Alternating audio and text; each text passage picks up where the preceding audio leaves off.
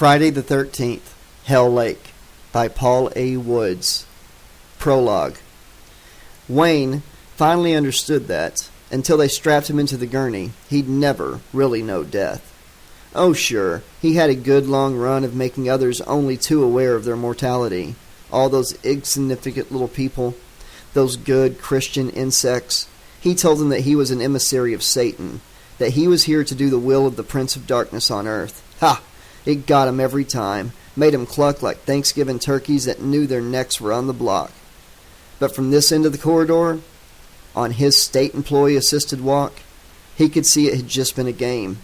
He'd acted like he was God in human form, lording it over those he'd chosen at random, those frightened victims of his opportunism, all of whom were told by him that they were part of Satan's grand scheme. Yes, just for a short while he'd held the power of life and death. But now he was forced to admit to himself no one could truly know death, not until they were facing it up close enough to smell it.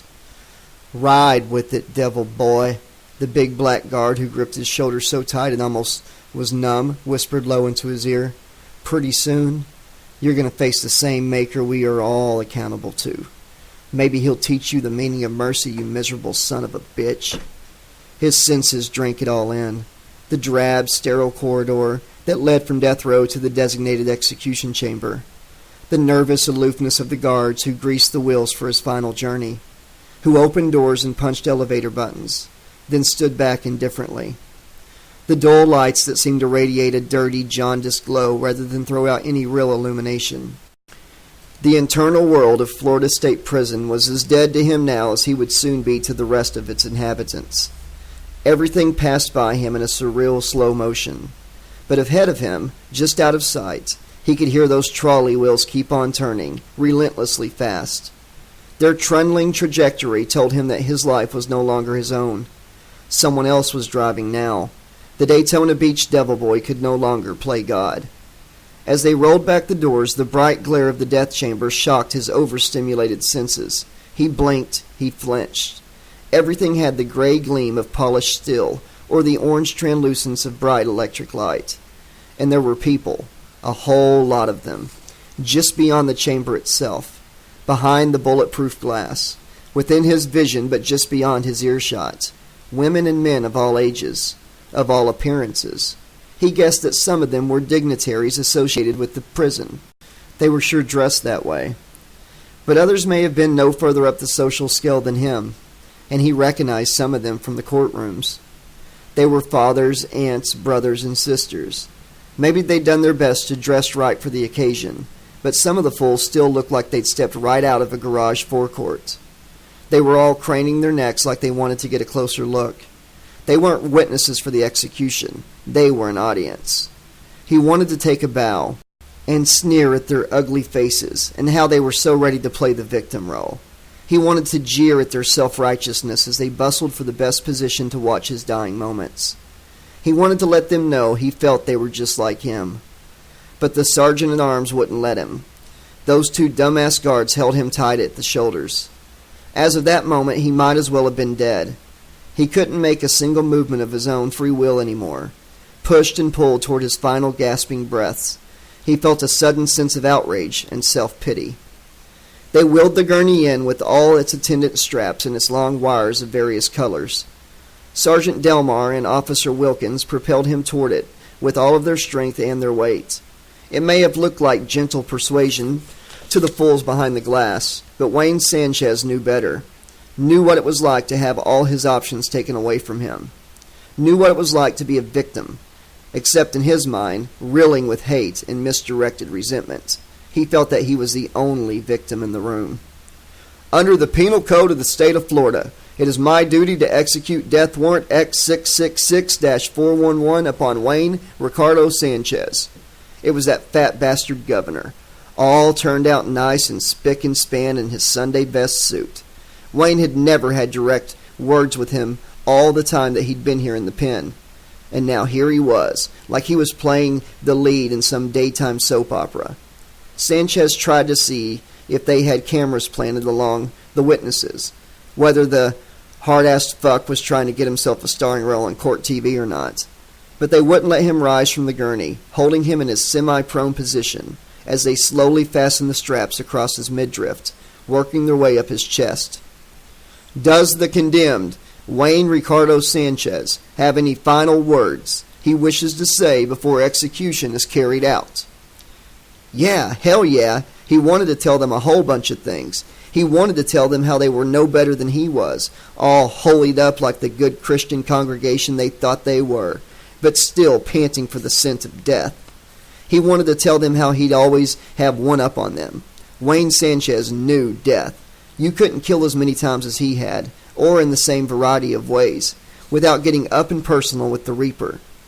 They could spend the rest of their lives worrying about what was surely coming down the line. But as for him, well, he was maybe a couple of minutes away from the big one, and he wasn't going to sweat it none.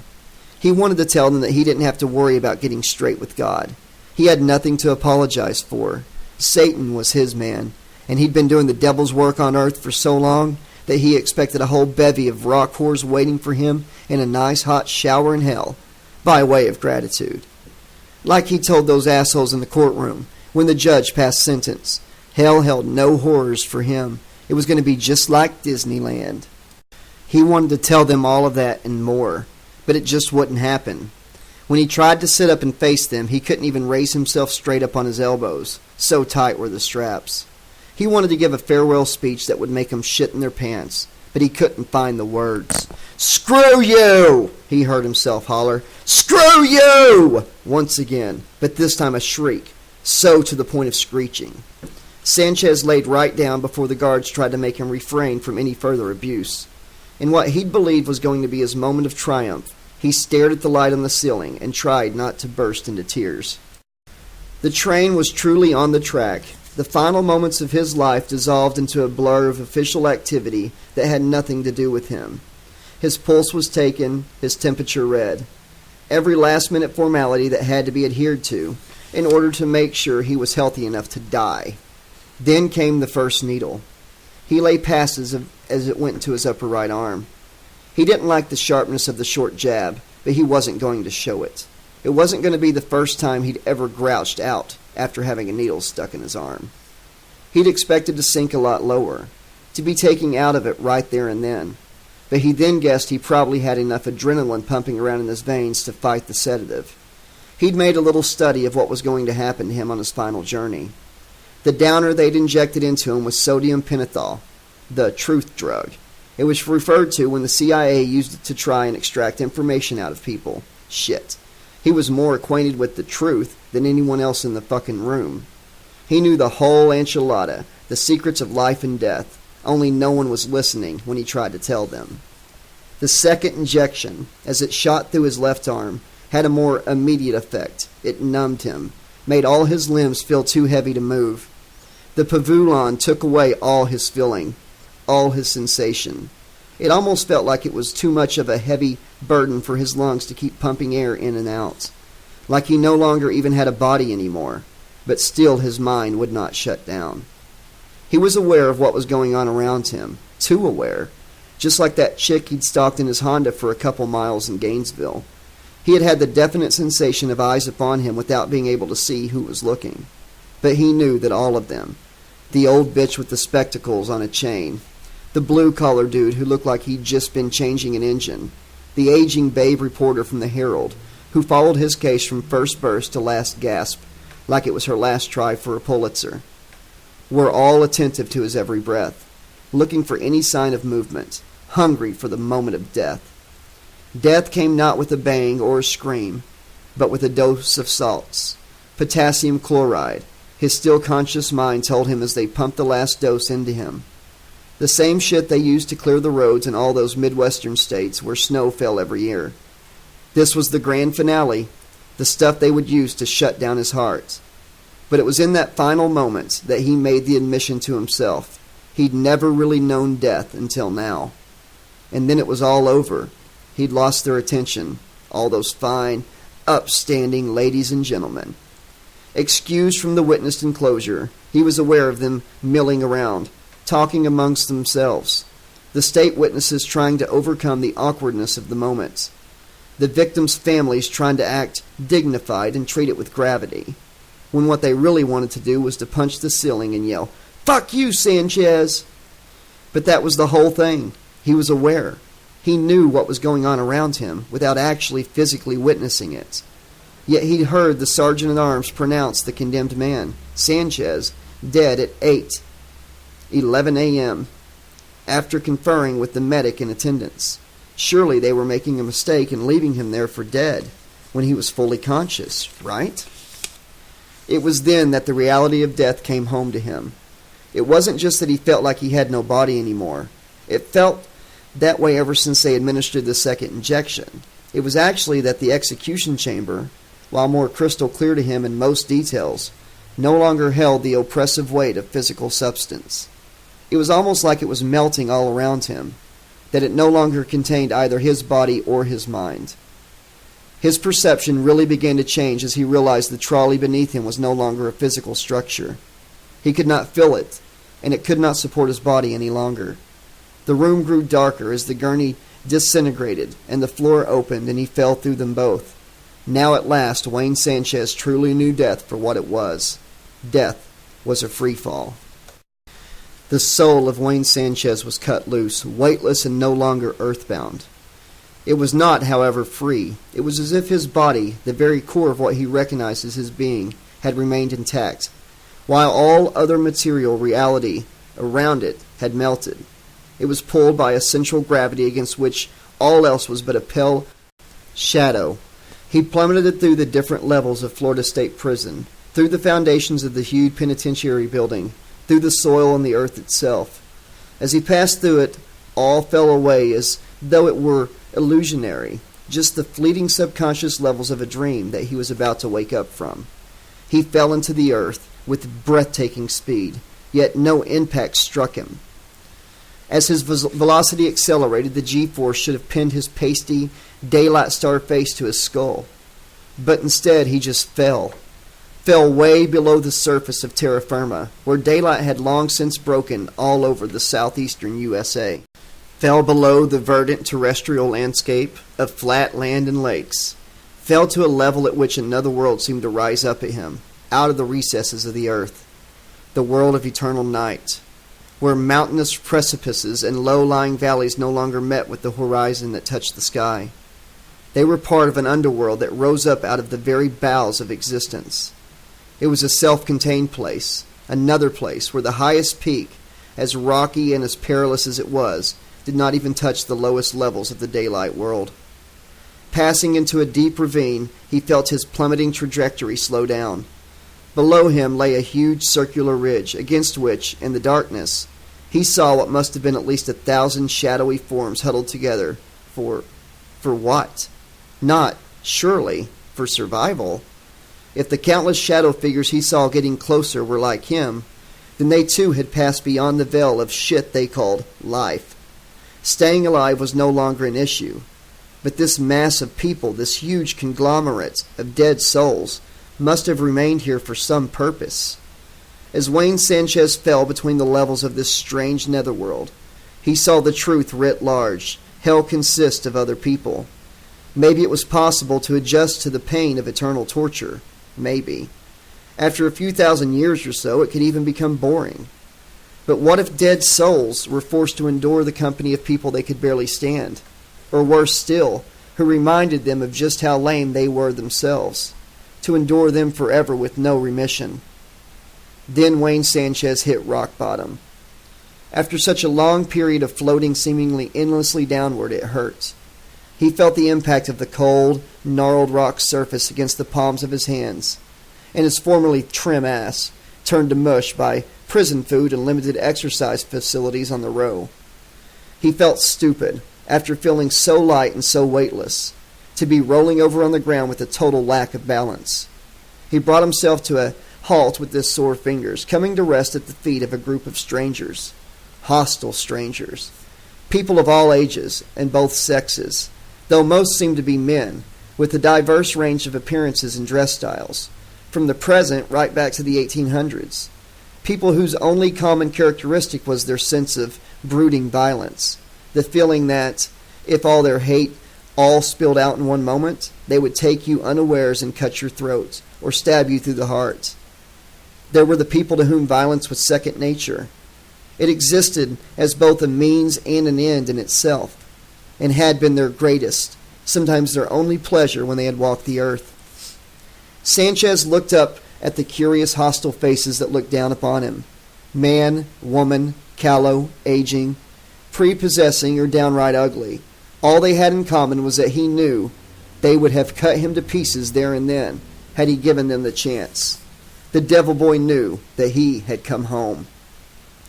In the 13th circle of hell resided the most debased human beings of all, the mass murderers, the little guys whose frustrations had built up until the point that they had erupted on their work colleagues, taken an automatic rifle to work and gone postal, or randomly erupted in a hell of bullet fire on unsuspecting innocents, whether at a college, high school, or at a fast food restaurant where the whole families unsuspectingly passed the time of day together.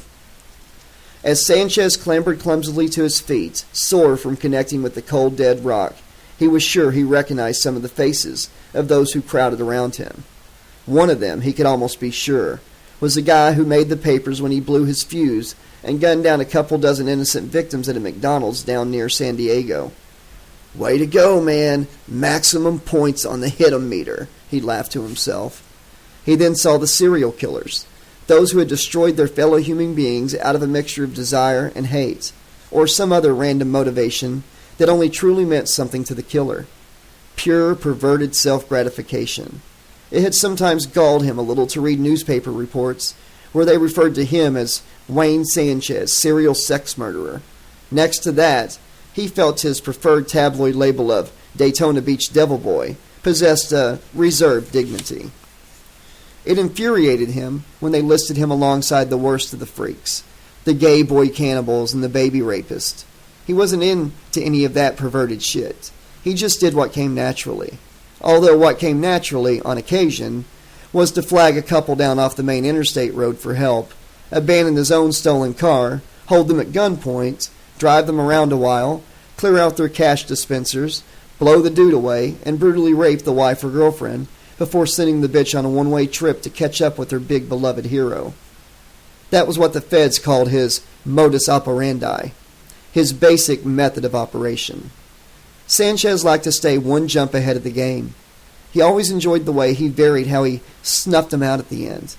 And then there was what they called his signature, a 5-sided pentagram carved into somewhere nice and soft on a woman's body, in tribute to his infernal majesty Lord Satan, and the freedom that he had bestowed upon him. Amen. The devil boy didn't just kill for sex. Oh no, he killed for fun, money, the sure hell of it, and defiance of all those tight-ass know-nothings, who always said that he was a nothing, a nobody, a drifter, a loser, a boozer, a substance abuser. He killed because he knew that the rebel angel, His Holiness the Devil, had sanctified all such acts in the name of freedom. It meant nothing for a free man to take a human life. Human lives were a dime a dozen, just crawling all over the planet like insects. Though in truth, if human life were so insignificant, he didn't really know why he got such a buzz every time he took one away. Maybe he'd get around to working that one out someday, now that he had all the time and eternity on his hands. And some of them here knew who he was. Oh, they knew all right. Those who hadn't been snuffed out before he hit the headlines back home. Home. There was no home. There never had been. No, there was only this, where he would have to take his chances among his own kind.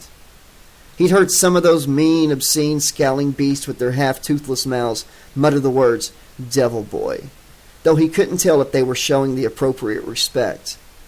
Now that he was on his feet, he could stand up to them all. Some of them may have looked frightening, but they weren't so big. Wayne flexed his pecs and walked tall among them.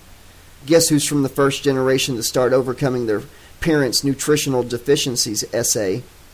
He recognized or sensed the butchers, the stranglers, and, going by some of those way back in the day clothing styles, the rippers too.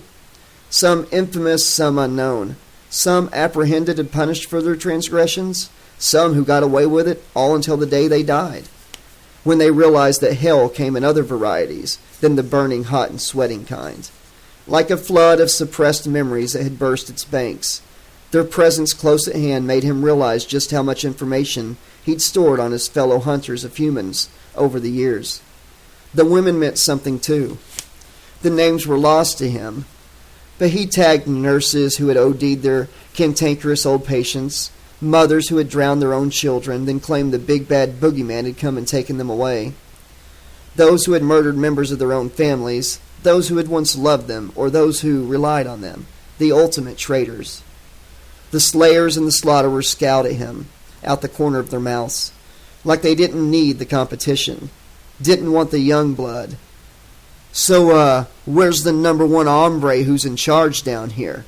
He wasn't going to let these dudes freeze him out with their attitude. It was one thing to keep looking him over. He was the new kid on the rock, after all. But don't lay on the disdain as if he didn't mean anything, like they felt he was bringing down the neighborhood. I said, who's in charge? Some stumpy little convict with a cowhide head and a short, electrified buzz cut, patented around the same time as the electric chair, filled the air with mockery. Why, you's in charge. I mean, you's the devil, ain't you, boy? Big fucking joke, though it brought a short gale of mirthless laughter. No, I mean seriously. Let 'em laugh. Let 'em laugh their big retarded heads off. Whatever dark powers decreed they should live out eternity as their earthly selves, their corporal selves, must have realized that anyone with the inclination towards violence could still act it out in the afterlife. Some of these guys mashed in mugs and fucked up faces told him that. Violence had been a constant in his life, just like theirs, and it wasn't going to go away now just because he was dead. Where's the head honcho? I mean, we're the boys and girls of the lower circle, right? The baddest of the bad. So don't tell me Satan don't never call in to see his children. They were silent. Those rows upon rows of desperate, hostile, maddened faces, all made ugly, whatever the quality of their looks by years of never-ending torment. There, in their silhouetted, overcrowded twilight world, they had no smart answers. I think you're barking up the wrong tree, Mr. Sanchez. The one dude who felt he had an answer did not speak out from within the mob, though. Truth be told, there wasn't a great deal of space where anyone could find himself free of the crowd. The very lowest murderers may have been, in their own eyes, a more rarefied breed, but the living space reserved for them in the lowest circle of hell was minimal. Those who were able to ignore each other's imposing presence or rank breath did so only after years of practiced concentration. There were only a few uncomfortable places in which to sit. Nowhere to sleep, nowhere to relax. You can't relate all there is to know the Sunday school teaching you seem to be rebelling against. The guy who spoke called out from a semi-reclining position. His back was supported, though ill at ease, against one of those outgrown shapeless stalagmite structures that had erupted out of the ground. The other killers, hostile to the sound of an unsolicited opinion, always hostile it seemed, bristled at the interruption, but then lost interest when they recognized who was speaking. Disinterest was a relative luxury when set against permanent hostility. Wayne wove his way through the mass of bodies, no one wanting to give an inch when they had staked out their own couple of feet of territory. Some, he guessed, had been shuffling in the same spot for years, some for maybe longer. The speaker had an upper-class voice, countryish. It was obvious that, if Sanchez wanted to speak to anyone, then he had to go to them. No one was relinquishing their own little corner of hell. I mean, Satan, diabolism. That's kind of a romantic notion, don't you think? The speaker had that all-American white-bread look, though he was starting to wrinkle around the temples. Conservative, symmetrical haircut, and what could have been blue eyes, though in this permanent twilight, everything was shades of gray. The devil boy thought that maybe he recognized the dude from a headline somewhere, but then he was having that feeling about everyone. He guessed that if this smug-faced pussy who had "Born to Win" written all over him could make it down to the lowest level of hell, then nobody was beyond being hopeless. I bet you spent a lot of time smoking meth, dropping acid, and listening to death metal music, am I right? So what if he had? Wayne Sanchez was strictly old school. He'd grown up on Slayer, Doug Decide, later Then there was the new blood, like Cannibal Corpse and Morbid Angel, around the time that the Devil Boy went down. I ain't listened to a whole lot of music in the last few years, but sometimes they let me have tapes that girlfriends would send me while I was in the joint. Play 'em on my Walkman, sure. Girlfriends. The guy seemed to relish the word in a smart-ass manner. Pen pal groupies, am I right? Corpse lickers. Wayne didn't like the way this country-type commandered this conversation. It was as if he was desperate for someone to talk to, but couldn't climb down from his superior snottiness. They used to send me tapes. I know what I like, but that ain't like I got no mind of my own. My lawyer wanted to try that my client was ruled by the devil's music shit, but I wouldn't let him. I wouldn't let him get into it. I did what I did because I wanted to, because Lord Satan showed me the nature of freedom. But you see, that's exactly what I'm talking about. The speaker smiled at the young man's doughy, pale demeanor, and he was wiped out beneath his mop of curly black hair by years without spending time on the yard. In the 10 years since they had arrested him, then just into his early 20s, the Devil Boy had ceased to resemble a boy anymore. You see, I'm talking about the grandiosity of it all, the myths about an almighty satanic majesty that this kind of drivel helps perpetuate. Wayne had had enough of being spoken down to by this guy. He hadn't defied every earthly law and code just to spend eternity with someone lecturing him like a damn southern school teacher. Believe what you like, my friend. Somehow it would have sounded too damn friendly to use the vernacular essay. Everybody got to choose his own beliefs. Me, I choose to believe in Lord Satan, 'cause he can set me free. What are you, some kind of Baptist or something? The dude fell silent a moment. He must have struck a nerve. Finally he spoke. I did have a regular church upbringing, yes. I have to say that it stood me in pretty good stead for my life. But for this, he waved one hand toward the warped stone ceiling above them. I don't think anyone has ever any preparation at all. All I know is that I'm in a situation most of us know by the generic name of hell. Wayne's mind started to lose its focus as he followed the dude's expansive motion, taking in the endless vista of brooding, violent people. In this darkness it was like an individual continent, a great landmass all of its own. Then he remembered that it was an illusion caused by overcrowding, and that they merely occupied the lowest level of some multi-tiered subterrane. It didn't make him feel any better at all. And I know that the devil is conspicuous by his absence, but that doesn't detract from where we find ourselves. Hell is inherent in our predicament, Mr. Sanchez. I don't think anyone other than a fool would dispute that. He wasn't going to argue about it either. The continual bad-tempered murmur in the air, the gruff cursing, the occasional howl of despair, reminded him of general population in the prison, when they brought some of the crazy guys in. Shit, death row was quieter. And then there was that dark pall that hung over everything, like you were one blink away either from pitch black midnight or from the dawn coming up. But it never got any lighter. Everyone trapped down there in that place was like a malevolent outline, a brooding penumbra, until you looked closer and made out their features and saw that they were glaring back with hate. Every man just has to do this thing in his own way. It's all we can do to endure. The dude shut down on him after that. It was okay. He'd heard all he wanted to. Maybe Wayne could speak to him again in the future, maybe never. For now, the country guy just wedged himself back into the groove of that spine-curving rock, determinedly ignoring the shouts and cries behind him, staring intently ahead. If he fixed his vision just below waist level, he could forget that the dark outlines of wavering limbs that belonged to other prisoners in this desolate nightmare. He could ignore how they tottered and moaned and fought for space, sometimes failing, sometimes falling, punching, biting and clawing at each other. Wayne Sanchez guessed that he'd better try to disentangle from their bodies and find himself a space of his own. It wasn't going to be easy. The further he pushed his way into the center of the circle, the more expansive the mass of damned humanity seemed, the greater the illusion of endlessness. Here, where the echoing tunnels belched out cold bursts of fear, the big bad devil boy quietly confessed to himself that he felt more scared than scary. The cavernous floor was uneven beneath his feet. If he looked to check whether he was on an upward slope or an incline, he might be carried away by the swaying masses that surrounded him. All he could do was to fight his way through, to make use of his natural belligerence. Sometimes he lost his footing, but learned to use it as a cue to vault forward, to push his way through those who stumbled or fell in front of him. He also learned to summon up his inner demons. He still had the spirit, and to all extent the body of a young man.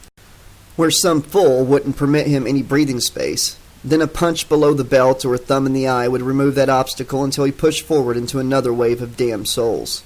He learned quickly, in hell there is no mutual cooperation. You have to fight dirty or go under, and so it went on.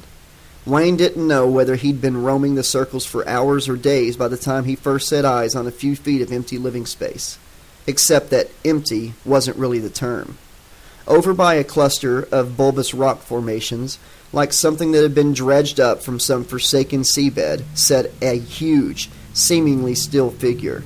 It immediately inspired something like awe, not only in Sanchez, but in every lost soul around him.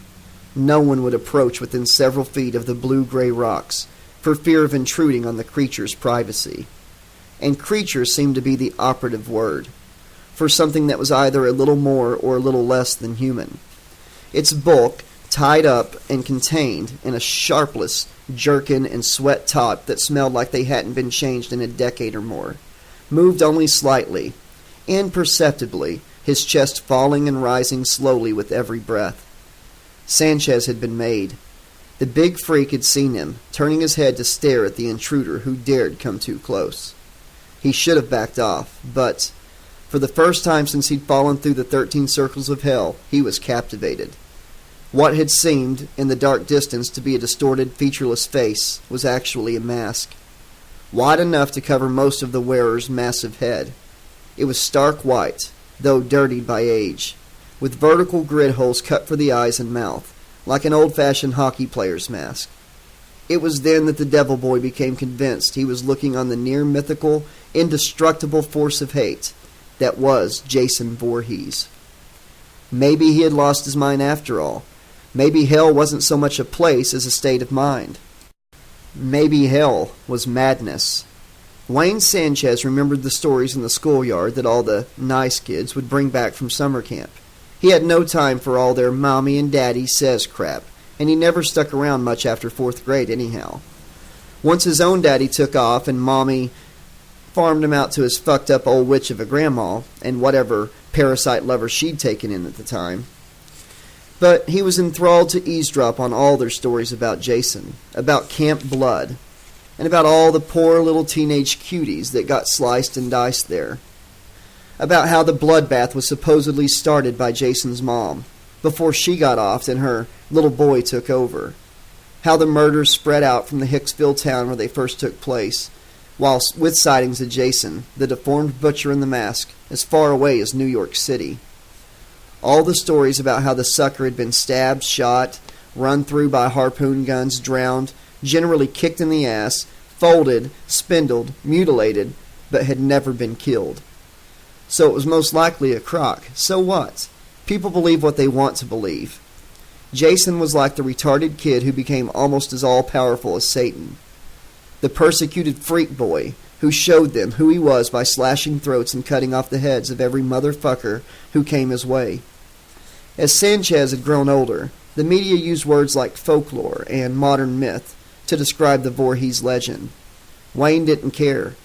Jason was someone he wanted to believe in. He mentally filed away every last Shaggy Dog story. He even watched some of the dumb movies they made about him.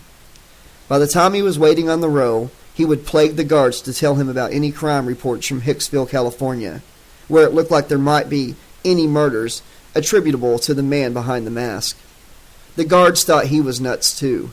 Jason Voorhees was a yarn that simply couldn't be true. It was like trying to attribute the Night Stalker murders to Bigfoot. So fuck them, what did they know?